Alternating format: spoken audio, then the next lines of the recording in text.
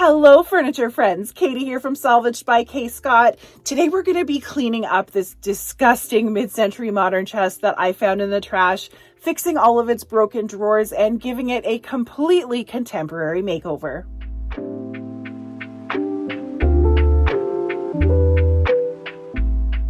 In case you're new here, I have been a full-time furniture flipper for about the past 6 years, taking broken, unwanted pieces of furniture, just like this, fixing them up and turning them back into desirable and useful pieces that people actually want to use in their homes again, instead of them ending up in the landfill. This little MCM chest is pretty typical of the stuff that I find out at the curb. It's constructed of laminate over a wood frame with a few pretty good nicks and dings. This one corner is separating really badly, and it looks like all 4 of the drawers are broken.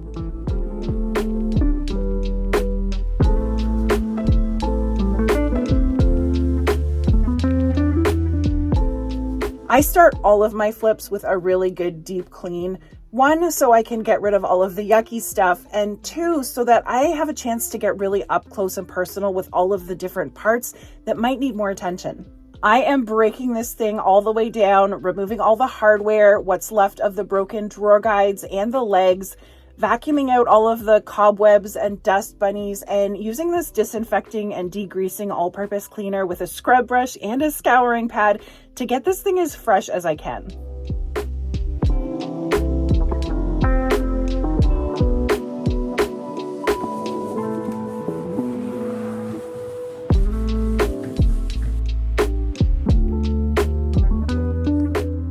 Since the drawer bottoms are hardboard, I want to get them dried back out as quickly as I can. So I'm going to pop these out in the sun. Those UV rays are also going to help get rid of any residual musty old furniture smell that's hanging on in there. While everything dries, I'm going to see what I can do about this top corner.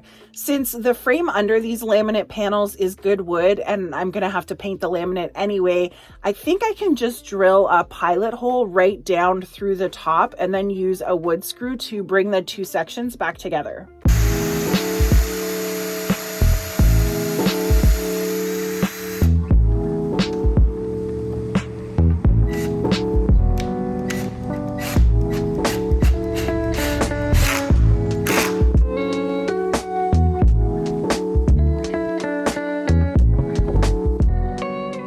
On to the drawer repairs. All of the bottoms are loose, which is a pretty common issue with this style of drawer.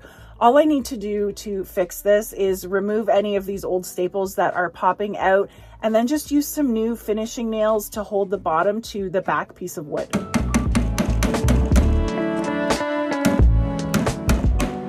Since I'm going to be using this as kind of a skeleton for my new design, I want to fill in all of the old hardware holes on the bottom 3 drawers so that I could add some new knobs later on, and I'm going to use all-purpose Bondo to do that.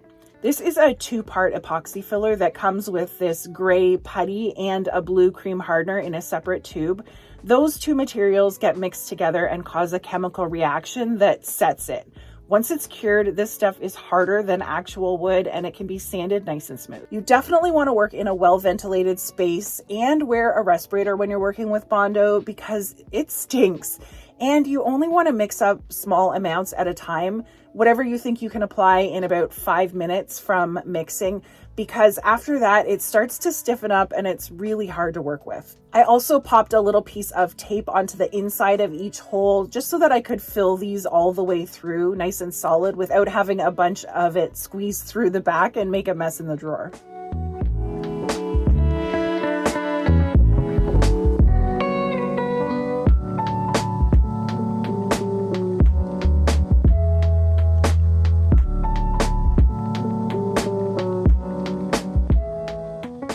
After letting that set for about 30 minutes now, I'm ready to sand off the excess. So I've got some 100 grit sandpaper on my orbital sander, and I'm going to sand a little bit further than the Bondo through most of this fake wood grain sticker that's on here to smooth out the scratches and dents that are on these drawer fronts. I also switched out to a bit of a finer grit, a 150, to clean up the sides of the drawers and any marks that are on the insides of the drawers.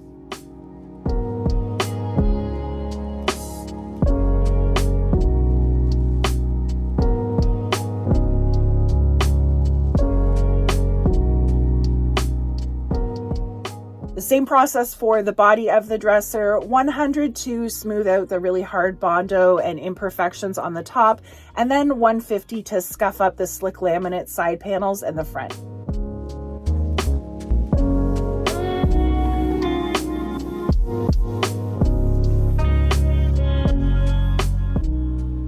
Before I move on to anything else, I need to fix this torn up drawer runner. The other three are fine, but this one isn't going to allow the new guides that I install on the back of the drawers to slide properly. First, I need to get this thing out, but my drill won't fit in there, so I get to use a fun tool that I got in my Christmas stocking this year. This is a flexible drill bit extension that fits into the drill, just like a normal bit, but then you can kind of snake it around wherever you need to install or uninstall a screw.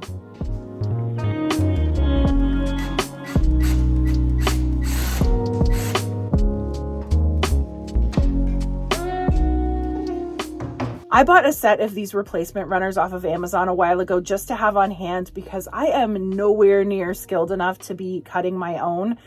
These are actually meant for a different type of situation where the channel would be mounted on the underside of the drawer and it would slide along the track.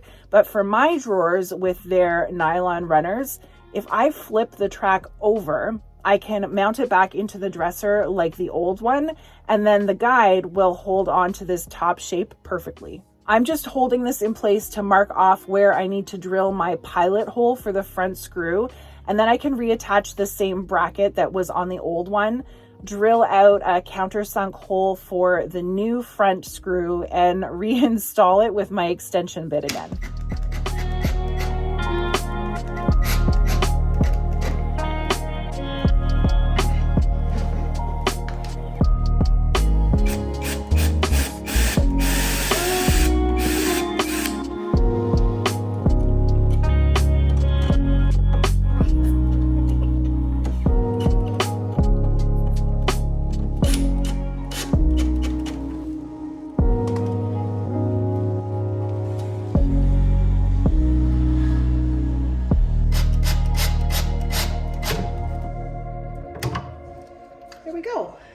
Now I'm going to install some fresh new guides on the back of the drawers so that I can get them all in their spots and make sure everything is working well before I go any further.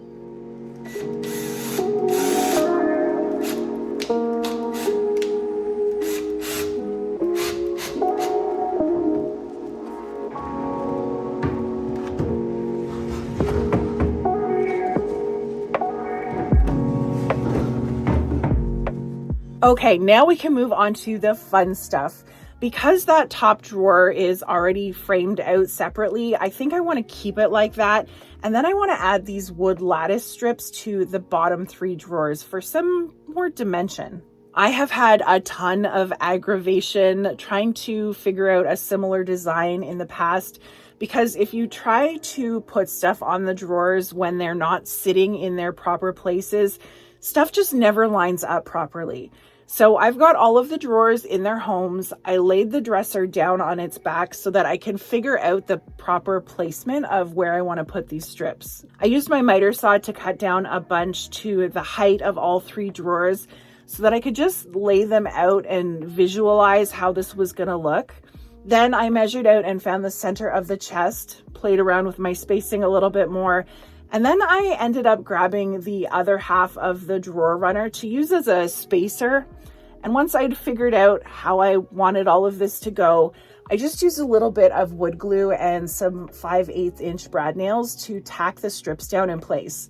I know most people would pull the drawers out, have the strips cut to the height of each individual drawer, and then attach them. But this way just made more sense to me to keep everything in line. I'm putting a nail in the strip at the top and the bottom of each drawer, and then once I get them all on there, I'll cut the drawers apart with my little Dremel cutter.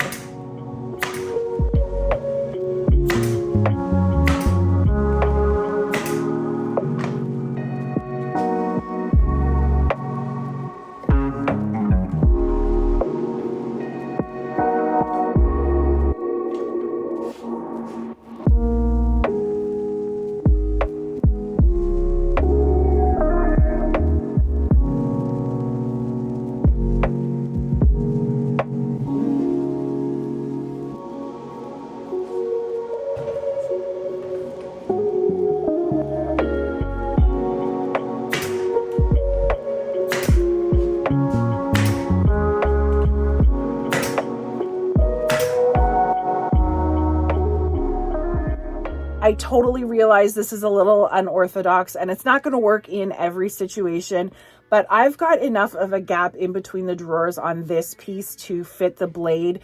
And then I'll use my sander just to get all of the edges perfectly flush.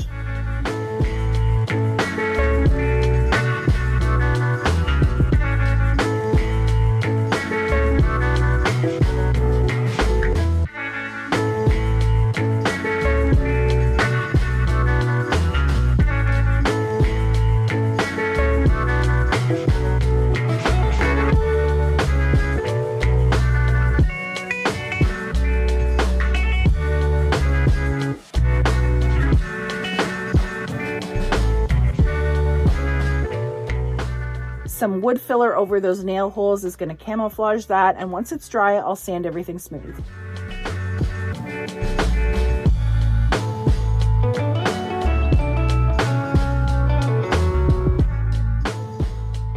Since the box of the chest is laminate and the drawers are all now raw wood, I want to prime. 1 for extra adhesion on the slick spots, and 2 to give both different surfaces the same starting texture so that my paint lays nice and evenly across everything. I'm using this Kills Restoration Primer today, which is a great heavy duty primer in a water-based, easy soap and water cleanup formula. It's really sticky stuff though, so I don't love putting it in my sprayers. I prefer to roll it on with either a foam or microfiber roller, and I think 1 coat should be enough for this.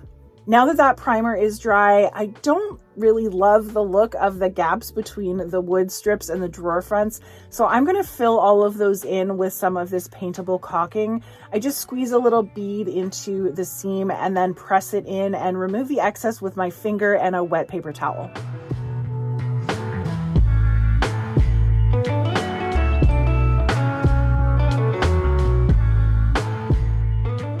While that dries, I'm gonna keep working, get these drawers masked off, and lay out a drop cloth to get ready for paint. I feel like spraying today in my gravity-fed HVLP pneumatic sprayer, and I'm gonna be using this super dark blue-gray called Ash by Fusion Mineral Paint. It's a durable acrylic resin furniture paint that you can also brush or roll, but my preference is a sprayed finish. I'm just pouring the paint through a strainer to make sure there aren't any dried paint bits or chunks of pigment in there that might clog up my sprayer. And then I'm also adding about a teaspoon of water to about half of this pint of paint to thin it out just the tiniest little bit. I forgot to hit record, but I did go over the primer really quickly with some 400 grit sandpaper just to keep the surface extra smooth. And now I'm going to spray on my first coat of paint. I use a 1.3 or 1.4 millimeter tip on my pneumatic spray guns, and I usually spray with the pressure around 40 psi.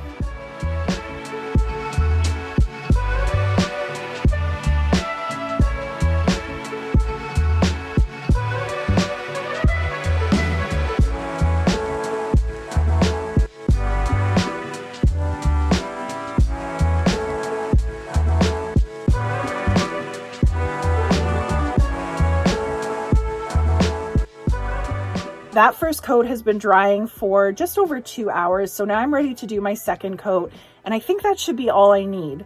The top is feeling a little bit rough, so I'll just smooth that out again with my 400 grit and get right back to spraying.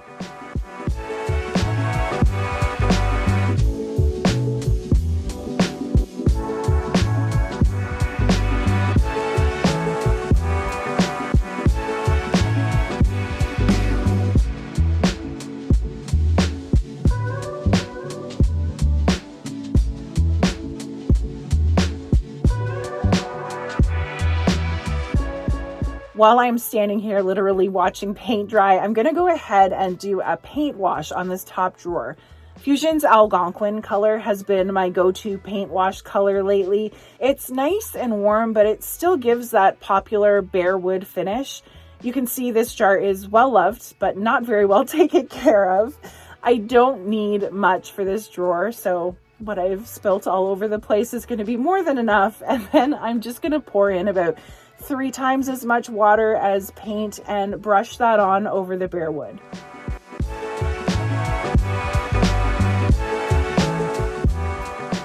Once you get your paint wash on, you need to take it right back off. So I just sopped up any excess of my paint and water combo with a paper towel. I left all of the paint to dry overnight, and now I'm ready to add a top coat.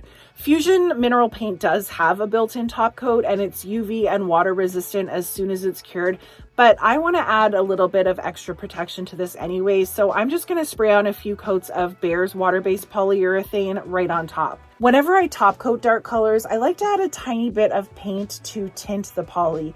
It really helps avoid the streakiness or patchiness that poly can cause over saturated colors like this. There's no secret formula or exact measurement to this, just a bunch of poly and a drop of paint, and then gently stir until the color is consistent. We don't want to be stirring too aggressively or adding any bubbles into our top coat.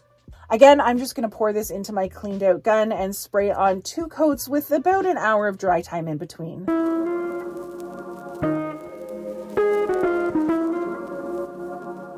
I'm not loving this top drawer yet. The paint wash is nice, but I feel like it just needs something more. I have this gel stain in antique walnut, and I think I'm just going to rub on a layer right over the paint.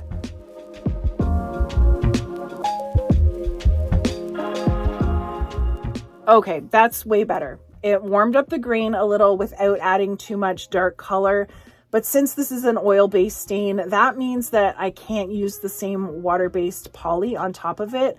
I do have a bottle of hemp oil handy from another recent project, so I'm going to rub some of that right over the stain once it's dry to add a layer of protection that won't react to the oil-based stain. Now it's time to unmask everything, drill some new holes for my new hardware, screw the legs back in, and pull this thing back together.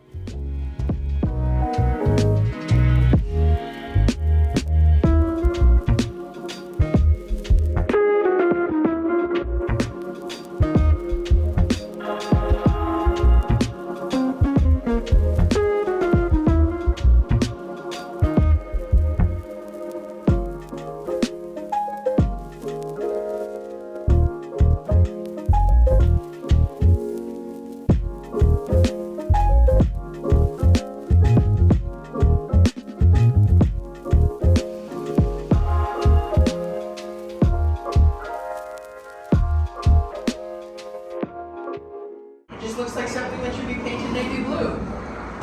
Navy blue, hey? Yeah. This poor little chest was on its way to the dump, but I am so glad that I got the chance to grab it first and reimagine it for someone else to use.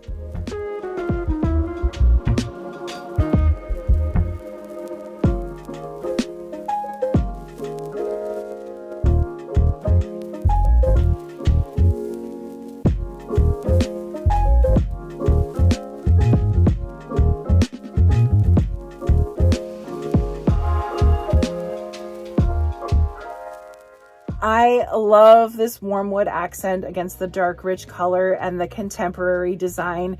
It's not factory floor perfect, but it is furniture with a soul. Leave me a comment and let me know what you think of this one. Make sure you're subscribed if you love incredible furniture transformations like this one.